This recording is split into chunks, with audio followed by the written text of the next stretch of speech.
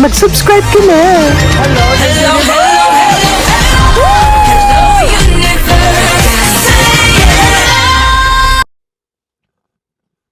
Hello mga buweks! Magandang araw sa inyong lahat. Galaw-galaw para hindi ba pa imburnal? Hello sa ating mga subscribers dyan. Ganun din sa ating mga new subscribers. Welcome to Parade of Beauty! If you are here today, welcome to the new era of beauty. Beauty is in you. Kamusta naman kayo mga buweks? Ayan, thank you sa mga nanonood sa ating live kagabwe. Nakakaloka naman, Jiva. Kamusta naman kayo? Ang lamig-lamig ngayon. Nilalamig ako. Kailangan ko ng kayakap. Kaya naman mamaya ay, alam niyo na, no? Meron akong bum-bum pow mamaya after ng work, Jiva. Bagong ano ito, bagong harbat, bagong booking, di ba? Para naman may iba tayong putahe, hindi lagi doon sa kabila.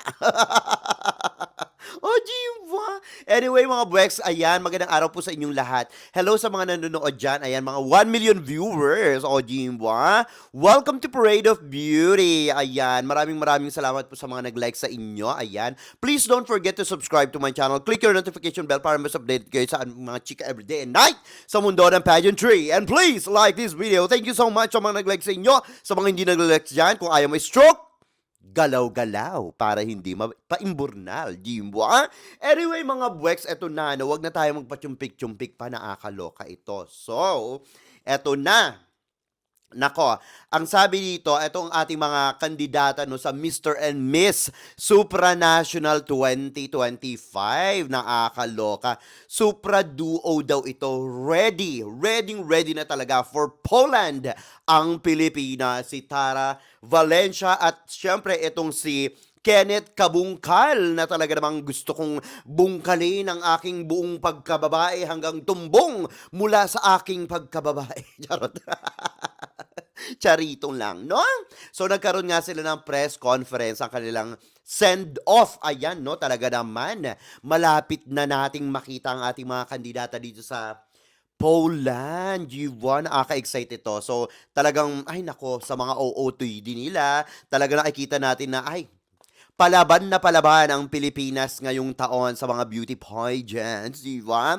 Ang sabi dito, the Miss of Philippines Supranational 2025 Tara Valencia and Mr. Pilipinas Supranational 2025 na si Kenneth Kabungkal, ayan no, are full of excitement and determination as they prepare to represent the country next month in Malopolska, Poland. O, Jimbo, talaga naman, mukhang handang-handa ng ating mga reyna at hari sa bardagulan sa Poland, di ba?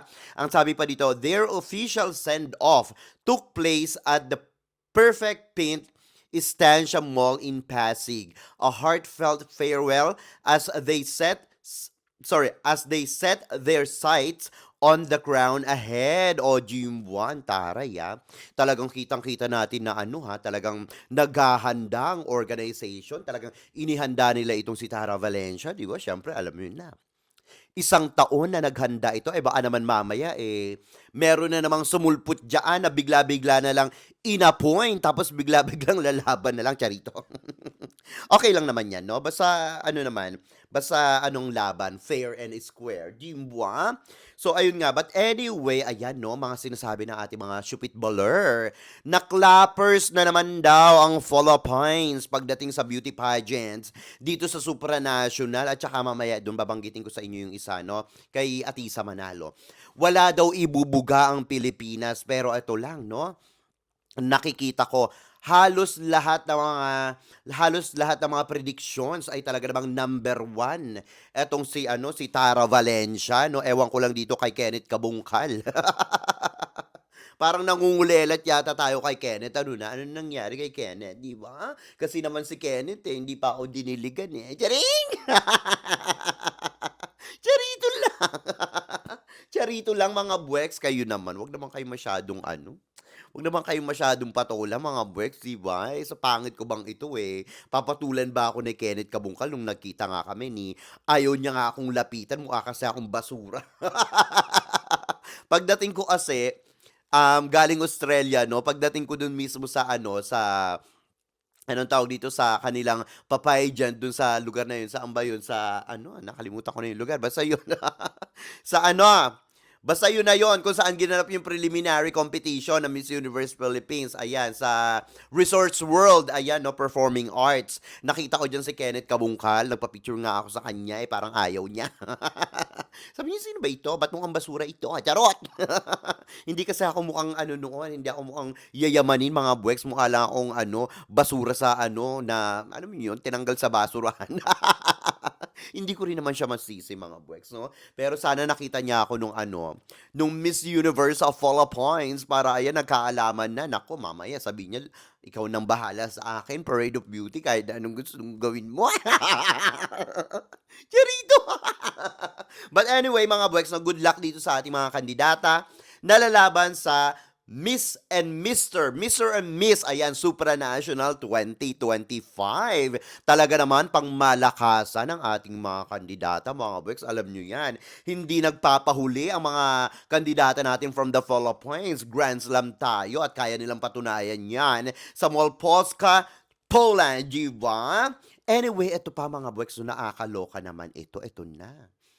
Hay nako, etong si CJ Opiasa, siyempre nasa Thailand na nga, dumating na, numuan tuwan-tuwa naman siya. At kitang-kita naman natin na talagang ngayon pa lang, pagdating niya pa lang dun sa, ano, sa Thailand, no, talagang alagang-alaga na siya. Nakita natin ang mga tuwa sa mga mukha ng, ano, ng mga may-ari ng organization, pati yung mga anong tawag dito, mga Thai fans ni CJ Opiasa, 'di ba? Nakakaloka ito. At mukhang tuwang-tuwa si Papa Nawat para kay CJ Opiasa. Ito nga ang buga ni ano, ni CJ Opiasa. Ang sabi niya kasi nga maraming nagtatanong bakit daw tinanggap niya yung ano, yung corona, no? Yung corona ng ano, ng Miss Grand International, pati yung title, bakit daw tinanggap niya. Ang sabi ni CJ, I respect both sides. I respect Rachel. I respect Miss Grand International Organization. I'm just doing my job as the first runner-up. Kita nyo, napaka-humble talaga nitong si CJ, no? Kumbaga, parang okay, tinanggap niya yung title at saka yung corona, pero nandun pa rin sa kanyang puso't diwa, no? Isip diwa, ganyan. Tama ba yun? Puso't diwa. Diwa, di ba? Utak na yon. So, puso't diwa, nandun pa rin siya sa era na siya pa rin ang first runner-up, no? Kahit na binigay na sa kanya yung corona, kahit na ibinigay na sa kanya yung title, kumbaga, alam niya pa rin sa sarili niya yung limitasyon niya.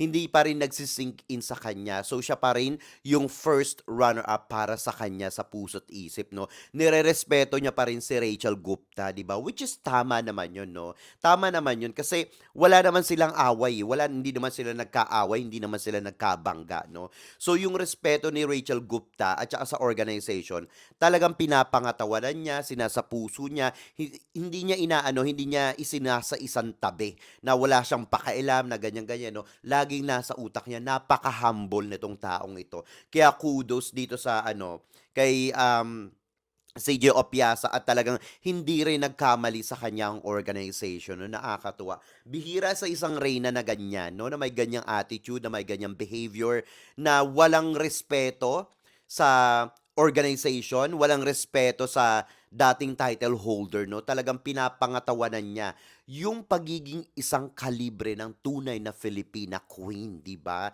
Nakakatuwa 'yan at yung ganyang ano, ganyang attitude, nakakatuwa lang na ang reynang ganyan ay mula sa bansang Pilipinas, no? Kudos kay CJ Opiasa, napaka-humble, very humble queen. Deserving talaga yan for the Golden Crown dito sa Miss Grand International, no? Sa kabila ng mga pambabatikos sa kanya, na mga, alam niyo yun, na mga kababayan ni Rachel Gupta, no? Or kahit na mga Indo na mga bahay natin, mga dilulo, di ba? Talagang ayan, no, hindi nagpapatinag ang isang CJ Opiasa, no? Talagang wala siyang pakialam, dedma lang siya sa mga sinasabi ng iba. Ang mahalaga dito ay talagang magampanan niya ang kanyang tungkulin bilang isang first runner-up. At ngayon nga ay Miss Grand International 2024 title holder, di ba? So dedma lang siya doon. Ang mahalaga sa kanya, magtrabaho, work, work, work, and she's ready to sell, 'di ba? Online, nakakatuwa 'yan naman si CJ, 'di ba? Kengkoy talaga pero talagang napaka-queenly din ng atake. At ito nga, nako, ito na. So ngayon nga may picture sa Mega itong si Atisa Manalo, nakakaloka ito mga buweks 'no. Ang sinasabi ng ating mga syupit baler, ayan 'no, ng ating mga syupit bahay na mga dilulo, na ito daw si Atisa Manalo ay wala daw itong pag-asang masungkit ang korona ng Miss Universe 2025 ngayon. Bakit kaya nila nasasabi ito? Kasi ang sabi nila, si Atisa Manalo daw ay hindi pang Miss Universe caliber ang ating reyna. Nakakaloka naman, di ba? Paano naman nila nasabi yan? Paano naman nila nasasabi ang mga ganito, mga wex? Ang sabi daw nila sa Thailand pa lang daw ay wala na daw panama si Atisa Manalo kahit na daw hindi si Vina Pravinar ang maging representative ng Thailand, knowing na napakarami daw malalakas ngayon dito sa Thailand sa kanilang Miss Universe Thailand. Well, sa totoo lang, marami talagang malalakas, no? Ang daming magaganda, ang tatangkad, di ba? Syempre, pero hindi pa rin natin alam yung kanilang communication skills. Si Vina Pravina, medyo alam na natin yung kanyang communication skills, di ba? Medyo ano yan, hindi naman sobra-sobrang Waterloo, pero hindi rin naman ganun ka, si Vina Pravina sa communication skills niya, no? Pero hindi pa natin nakikita or naririnig ang mga communication skills na nakikita natin dito sa mga kandidata ng Miss Universe Thailand. Well, magaganda talaga sila, no? Ang tatangkad din. Pero sapat na ba ang tangkad at ganda ng mga kandidata ng mga chay-chay para ipantapat sa mga reigning queens tulad ni Atisa Manalo sa Miss Universe, di ba? So hindi pa natin 'yan hindi pa natin 'yan alam, 'di ba? So titignan natin kung kaya ba talagang lamunin si Atisa Manalo kasi ang sinasabi ng mga syupit bahay natin na kayang-kaya daw lamunin si Atisa Manalo ng bonggang-bongga, buong-buo at kaya daw itong lunukin at ipaimburnal during Miss Universe Competition 2025 na gaganapin sa bansang Thailand. Ayan, no? Ang sinasabi nila, mula daw kay Tara Valencia at saka kay Atisa Manalo. So Tara Valencia, Miss Supranational at Atisa Manalo, Miss Universe Philippines ay talaga daw ilalampaso ng Indu at mga chay-chay. Ayan, no? Sa international pageant, dito daw sila babawi. Kung na daw sila, napaimburnal daw sila sa Miss World, magjo-join force daw itong dalawang ito para ipaimburnal ang bansang Pilipinas. Sa supranational, ganun din sa Miss Universe. Nakakaloka naman ito, ah. So ano bang naiisip nito mga Indo na ito? Ganun na ba sila kagaling o ganun na ba sila mga kadisperado at desperada? 'Di ba? Akala nila talaga sila na ang talagang powerhouse. Powerhouse ba talaga o power bank, 'di ba? Nakakaloka ito. Wala na silang nakita, no? Kumbaga mga Bex, wala na silang nakikita kundi ang bansang Pilipinas. Bakit? Lalo pa ngayon na nanggagalaiti sila. Siyempre, hindi lang tayo powerhouse, mga buweks. Hindi lang tayo powerhouse, di ba? Grand Slam country sa mundo ng pageantry. Kasi nga, nakumpleto na natin yung anim na mabibigat, na pinakamabibigat na corona sa mundo ng pageantry, di ba? Kaya naman talagang hanggang ngayon ay talagang mula noon hanggang ngayon, talagang gigil na gigil sila sa bansang Pilipinas dahil alam nila na ang mga kandidata natin at ang bansang Pilipinas ay hindi nagpapadala ng mga putyo-putyo at mga gawa-gawang ilong, pati mga pagmumukha na malamang gaito, di ba? Sa mundo ng pageantry. Kaya wala talaga silang maibala sa atin, no? Kahit na sabihin yung magaganda rin ang mga pinapadala nila minsan sa mga beauty pageants internationally, no? Hindi naman madalas. Minsan lang. Di ba? Minsan nakakakuha sila. Pero pagdating naman sa communication skills, mga buweks, di ba? Alam naman natin na napapaimburnal ng bonggang-bongga ang mga Indo-dilulo na power bank. Di ba? Nakakaloka ito. Sinasabi nila na clappers na naman daw ang Pilipinas at ilalampaso daw nila ito sa mundo ng pageantry, sa supranational at sa Miss Universe. Hello, the universe! Nakakaloka. Well, tingnan lang natin yan, no? Ang masasabi ko lang, mga buweks, ito ha. magkita-kita tayo sa finals, di ba, ng supranational at Miss Universe 2024, di ba? Para magkaalaman na, di ba? Diyan lang magkakaalaman yan sa finals, di ba? Pagdating na nila diyan sa kanya-kanya nilang kompetisyon internationally, di ba? Anyway, mga Bex, ano masasabi nyo dito sa ating mga chika ngayong araw na ito? Mag-ingay kayo sa ating comment section para makita ko rin ang inyong mga opinion. Hanggang sa susunod nating mga chika-chikahan. Bye for now, mga Blacks, and I love you all. Bye! See ya!